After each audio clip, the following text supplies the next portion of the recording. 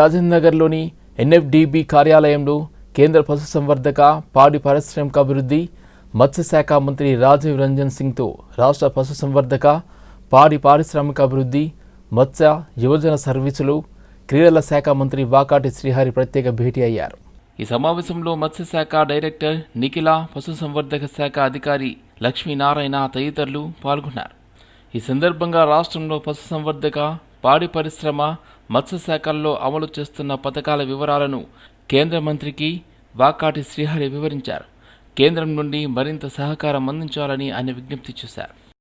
యాక్చువల్గా మాకు నిన్న మా నిఖిల మేడం గారు ఢిల్లీలో అపాయింట్మెంట్ తీసుకుని మన తెలంగాణ రాష్ట్రం సంబంధించినటువంటి చాలా విషయాల పట్ల చర్చించే విషయం కోసం అయితే అదృష్టానికి ఈసారి ఇక్కడనే రావటం, నేను డైరెక్ట్గా శ్రీనగర్ చింతన్ బయటకు ఉండి ఆ కార్యక్రమం చేసిన ఇక్కడ రావటం, కేంద్ర మంత్రి వర్యులు చాలా సానుకూలంగా స్పందించారు.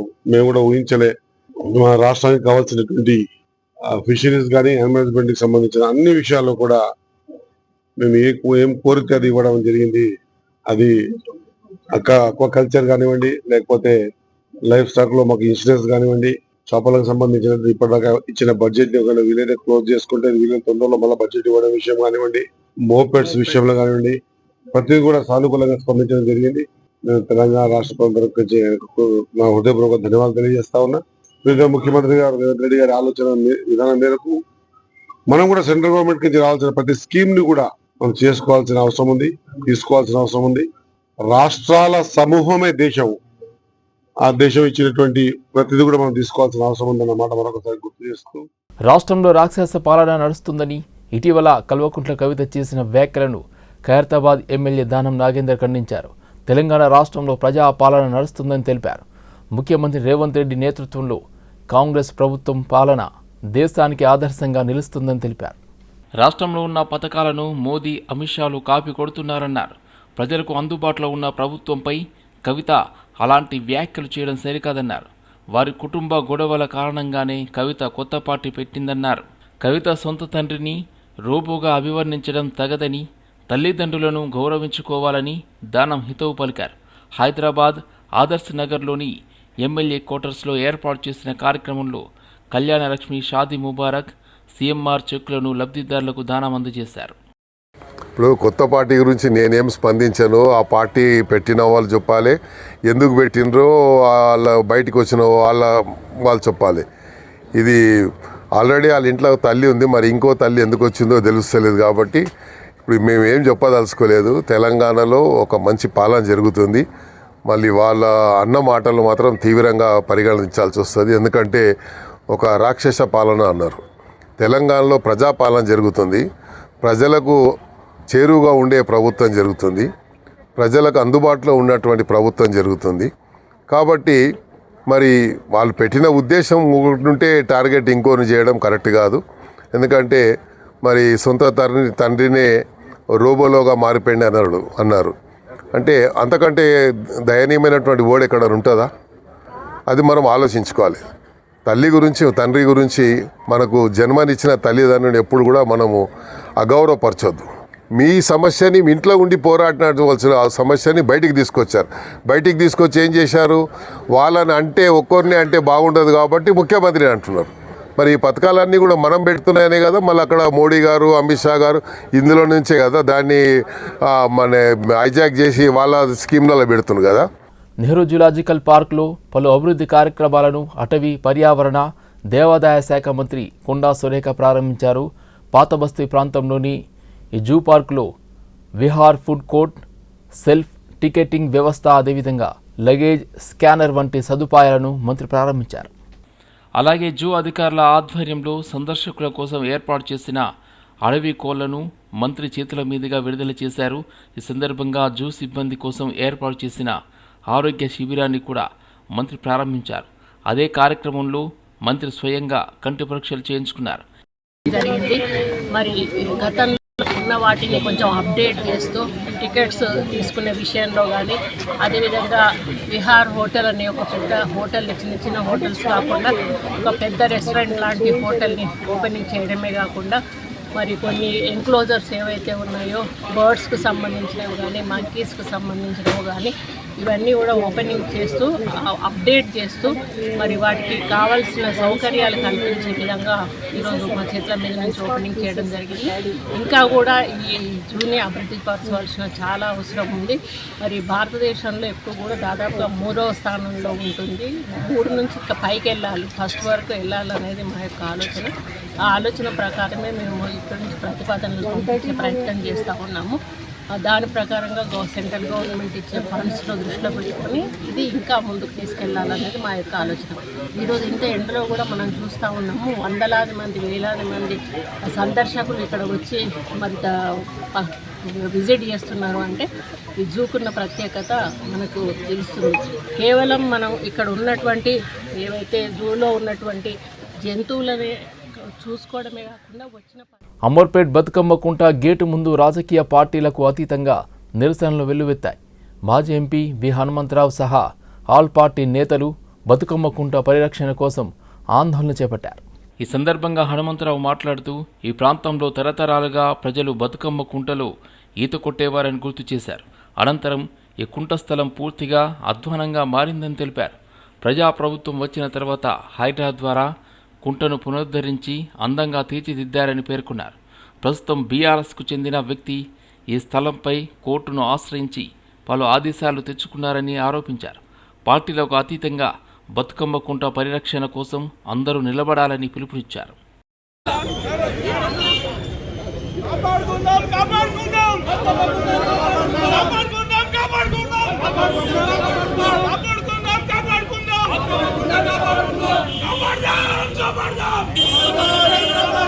ఇసుక బట్టీలు పెట్టేది ఆయనతో మరి ఏ విధంగా చెరువును ఆయన రాయించినట్టు కాగితం తీసుకోవాలి. అది కూడా 5 లక్షలు ఇచ్చిండు. అంతే 5 లక్షలే 5 లక్షలు ఇచ్చిండు.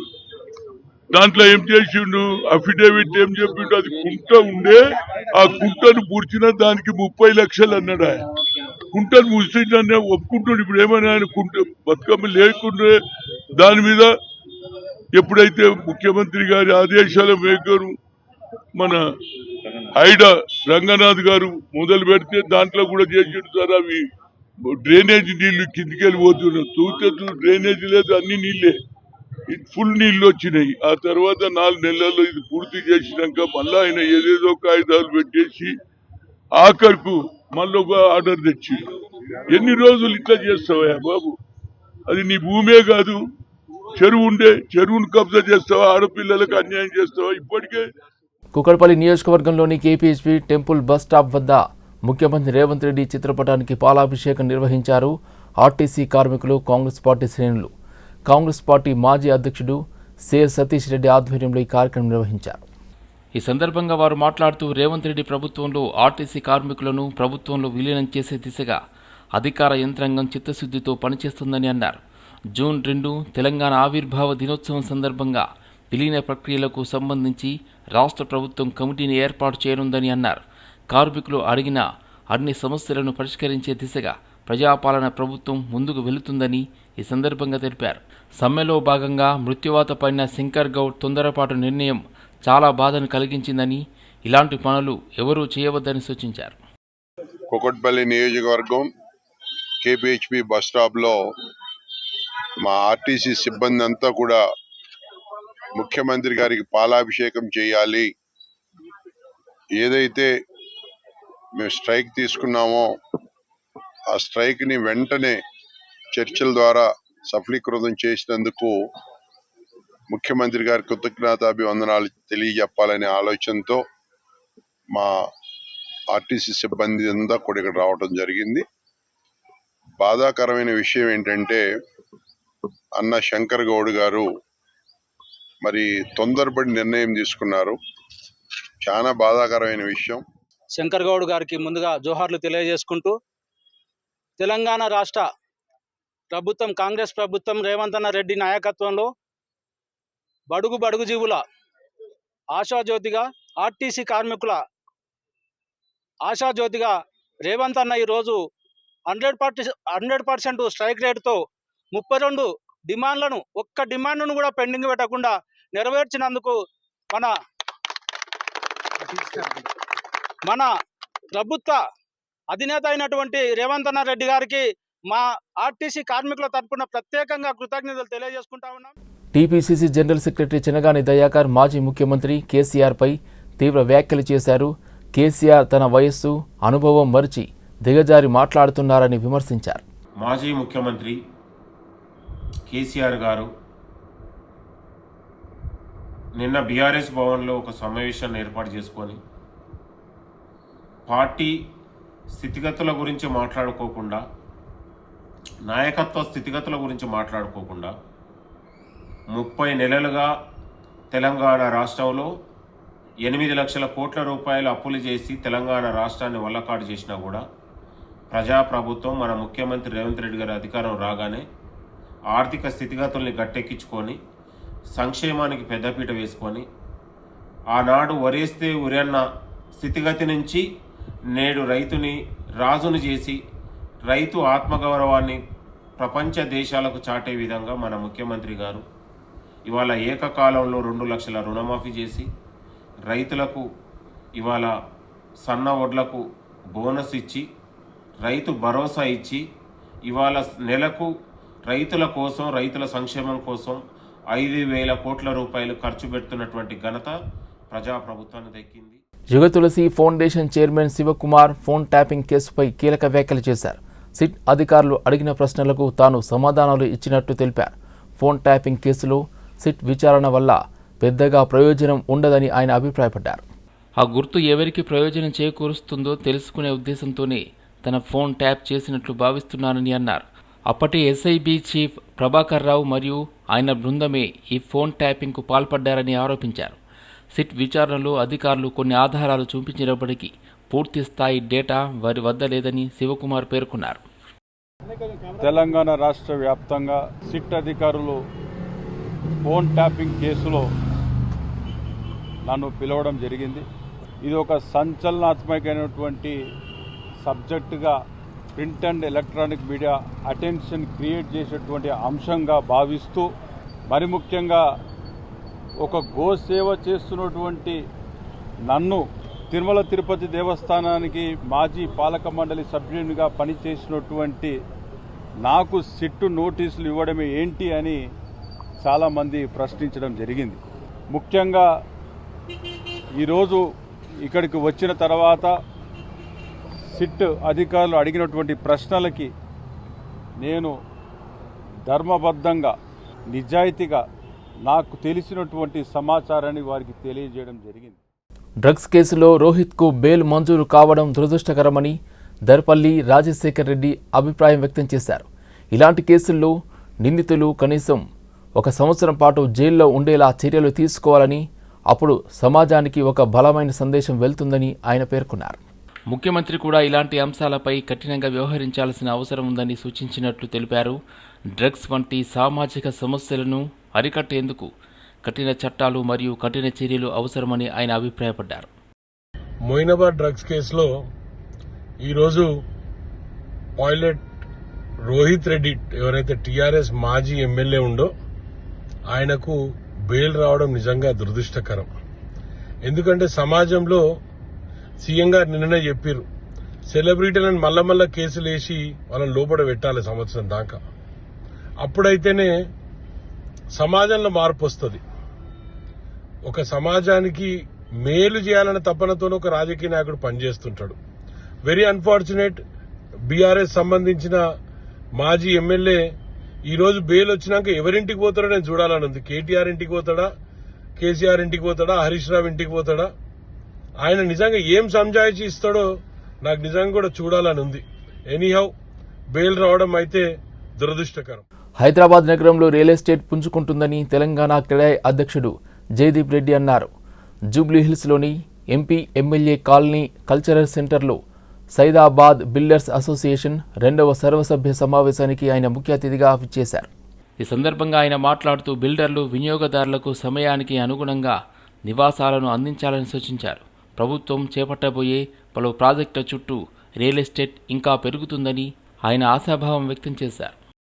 ఈ లాస్ట్ 2 years లాగానే కమింగ్ 2 years కూడా మా టీం అంతా కలిసి యునైటెడ్గా అందరికీ మన బిల్డర్ మిత్రులందరికీ పాలసీస్లో కానివ్వండి, ఏదైనా సిఎంసీలో కానీ జిహెచ్ఎంసీలో కానీ ఏదైనా ఇష్యూస్ ఉన్నా అవి మనం సాల్వ్ చేసుకుంటూ అందరం కలిసికట్టుగా ముందుకెళ్దామని నా కోరిక. మనం అది ఏదేది whatever we have promised అవన్నీ మనం ఇచ్చి ఒక ప్రాజెక్ట్ నుంచి మరొక ప్రాజెక్ట్ కి అది అందరం పెరగాలి. అంతేకాకుండా ఈ పేపర్ వర్క్, టాక్సేషన్స్ కూడా మనం అంతా అదే మనం జాగ్రత్తగా చూసుకోవాలి. దీంట్లో మనం కన్సల్టెంట్స్ వాడుకొని మన best of the best services చేసుకుంటే ఈ ఇండస్ట్రీకి తిరుగులేదు. And at the same time అది సైబరాబాద్ బిల్డర్స్ అసోసియేషన్ అది వచ్చే ఏడాది ఒక థర్డ్ ఏజిఎం వరకు ఇంకా మీ స్ట్రెంగ్త్ ని ఇంకా కొంచెం పెంచుకొని పెద్దగా చేసి అండ్ ఫ్రమ్ క్రెడై నుంచి మీకు ఎటువంటి కొన్ని యూట్యూబ్ ఛానల్స్ సింగర్ మంగ్లీని టార్గెట్ చేస్తూ అసభ్యకర పోస్టులు పెడుతున్నారని మంగ్లీ వ్యక్తిగత మేనేజర్ మేఘ్రాజ్ ఆరోపించారు. వారిపై హైదరాబాద్ సైబర్ క్రైమ్లో ఫిర్యాదు చేసినట్లు తెలిపారు.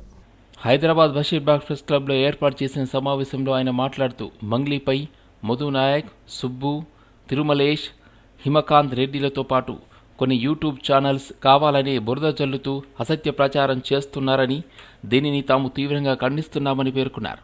ఆమెతో పాటు కుటుంబాన్ని ఇందులోకి లాగి ఇబ్బందులకు గురి చేస్తున్నారని విమర్శించారు. మేఘరాజ్ అండి, నేను మంగ్లీ గారి మేనేజర్ని. బ్యాండ్ని మంగ్లీ గారు పర్సనల్ ఎంగేజ్మెంట్స్ అని నేనే మేనేజ్ చేస్తాను. ఒక నెలన్నర నుంచి మంగ్లీ గారి మీద చేస్తున్న బురద వెళ్తున్న కార్యక్రమాన్ని మనం స్వస్తి పలకాలని చెప్పేసి ఈ అలిగేషన్స్ తిప్పికొట్టాలని చెప్పేసి అదే ఉద్దేశంతో మేము ముందుకు రావడం జరిగింది. దీంట్లో మంగ్లీ గారులే కాకుండా వాళ్ళ ఫ్యామిలీని గుంజడం, ఈ యూట్యూబ్ మీడియా ఛానళ్ళు చాలా మటుకు అవాస్తవాలు, ఈ బురదజల్లే కార్యక్రమాలు చేస్తున్నారు. ఇది చాలా తప్పు, దారుణం. ఇది చాలా అంటే ముందరకెళ్ళి ఎటు దారి తీస్తుంది అనేది మీరే అర్థం చేసుకోవాలి, మీరే గ్రహించాలి. ఎందుకంటే మీరు చేస్తున్నది ఒక ఆడపిల్ల మీద, వాళ్ళ ఫ్యామిలీ మీద, వాళ్ళ తోటి ఫ్యామిలీ మెంబర్స్ మీద, చెల్లెళ్ళ మీద ఇట్లా పడితే అట్లా రాయడము, తమ్నేళ్లు చేయడము కరెక్ట్ కాదు. మేము వెళ్ళి సైబర్ క్రైమ్ లో కూడా కంప్లైంట్ ఇవ్వడం జరిగింది, ఇంకా ఇస్తున్నాము. తమ్నేళ్లు దాని మీద కఠిన చర్యలు తీసుకోవాలని చెప్పేసి పోలీస్ శాఖకు కూడా మేము రిక్వెస్ట్ చేయడం జరిగింది. తీసుకుంటారని వాళ్ళు చెప్పారు. కాబట్టి ముందు రోజుల్లో మీకే అర్థమవుతుంది మీరు చేస్తున్న తప్పేంటో. దయచేసి ఇప్పటికైనా అర్థం చేసుకోండి. వికారాబాద్ పట్టణ కేంద్రంలో ఉద్రిక్త పరిస్థితులు నెలకొన్నాయి. ఉదయం 5 గంటల నుంచే భారీగా వాహనదారులు పెట్రోల్ బంకుల వద్ద బారులు తీరారు. అయితే పెట్రోల్ నిల్వలు ఉన్నప్పటికీ బంకుల వద్ద సరైన క్యూ వ్యవస్థ లేకపోవడం వల్ల గందరగోళం ఏర్పడింది. క్యూ లైన్ పాటించకపోవడం కారణంగా పరిస్థితి అదుపులో లేకపోవడంతో కొంతమంది పెట్రోల్ బంకి యజమానులు తాత్కాలికంగా బంకును మూసివేశారు. ఈ చర్యపై ప్రజలు తీవ్ర ఆగ్రహం వ్యక్తం చేస్తున్నారు. పెట్రోల్ లేకుంటే నో స్టాక్ బోర్డు పెట్టాలి, కానీ స్టాక్ ఉన్నప్పటికీ సేవలు నిలిపివేయడం అన్యాయమని వాహనదారులు ఆవేదన వ్యక్తం చేస్తున్నారు. ఈ సమస్యతో ఉద్యోగులకు, అత్యవసర పనులకు వెళ్లాల్సిన ప్రజలు తీవ్ర ఇబ్బందులు పడుతున్నారు. పరిస్థితిని దృష్టిలో ఉంచుకొని సంబంధిత ఉన్నతాధికారులు వెంటనే జోక్యం చేసుకుని సమస్యను పరిష్కరించాలని ప్రజలు డిమాండ్ చేస్తున్నారు. గ్రూప్ అనేది ఏందో టోటల్ వాళ్ళు ఎవరు మెయిన్ ఇప్పుడు ఆడియో ఉంటాడు, ఎండిఓ వాళ్ళకైతే అధ్యక్షులే కదా, వాళ్ళ ప్రాబ్లం ఇంకా తీసుకొని కేజీఎస్ చూపండి. మనం మీరు పబ్లిక్ ఇంటర్వ్యూ కాకుండా రేపు ఎలక్షన్ ఉన్నది, ఎట్లయినా పెడతానే బడ్జెట్ తోటి ఆల్రెడీ టోటల్ గా జామ్ పెట్టుకున్నారు. ఎవరైనా ఇట్లా దౌర్జన్యానికి వస్తారంటే చెప్పి మేము సేట్ ఇట్లా ఎంతమంది ఉన్నారు, సేట్ లేదు అందులో ఇదే వికారాబాద్ దిగుతుండగా నేను అరే బండి అయినా ఆగిపోతుంది కదా, ఆగిపోతే ఇలా చిన్న డబ్బా తీసుకుంటే డబ్బులు అలా పోయారని చెప్తున్నారు. బండి ఆగి ఆగిపోతే డబ్బులు తీసుకోవాల్సింది కదా, ఇట్లా తీసుకోవాలి. బండి దేనికి 2 రోజుల ముందు ఇంపాలి రాజకీయం దేనికి ఉన్నది, మంది నార్మల్గానే ఉంది. రాజకీయం గుద్దబల్ చేసినామా, గుద్దబల్తో ప్రపంచం చేస్తున్నామా? 2 రోజుల ముందు బిఫోర్ చెప్పాలి. 2-3 డేస్లో మీకు అదేంటి కంట్రోల్ కావచ్చు. దీన్ని 2-3 డేస్లో ఎక్కడో అక్కడ మీరు అయితే భద్రంగా ఉండి చెప్పనీకి రాదు. ఎలక్షన్ మూమెంట్ ఏదో ఉంది కదా, తర్వాత ఏమైనా మాట్లాడవచ్చు. కానీ ఇప్పుడైతే మనం మాట్లాడే ప్రసక్తి అయితే లేదు కదా. దాని గురించి ఎవరి బాధ్యతలు వాళ్ళు ఉండి ఎవరిని పోస్ట్ చేసే అవసరం లేదని ముచ్చట బిఫోర్ ఇన్ఫర్మేషన్ ఇవ్వాలి. పెండింగ్లో ఉన్న ఫీజు రియంబర్స్మెంట్ మరియు స్కాలర్షిప్ బకాయిలను వెంటనే విడుదల చేయాలని డిమాండ్ చేస్తూ ఏఐఎస్ఎఫ్ రాష్ట్ర కౌన్సిల్ ఆధ్వర్యంలో విద్యార్థులు పాదయాత్ర చేపట్టారు. ఈ పాదయాత్ర ముఖ్యమంత్రి రేవంత్ రెడ్డి నివాసం వైపు సాగింది. అయితే పరిస్థితి ఉద్రిక్తంగా మారకుండా ఉండేందుకు పోలీసులు విద్యార్థులను అడ్డుకున్నారు. నిరసనను కొనసాగించిన విద్యార్థులను నారాయణగూడ పోలీసులు అదుపులోకి తీసుకుని వివిధ పోలీస్ స్టేషన్లకు తరలించారు. విద్యార్థులు ప్రభుత్వం తక్షణమే స్పందించి పెండింగ్ బకాయిలను విడుదల చేయాలని డిమాండ్ చేస్తున్నారు.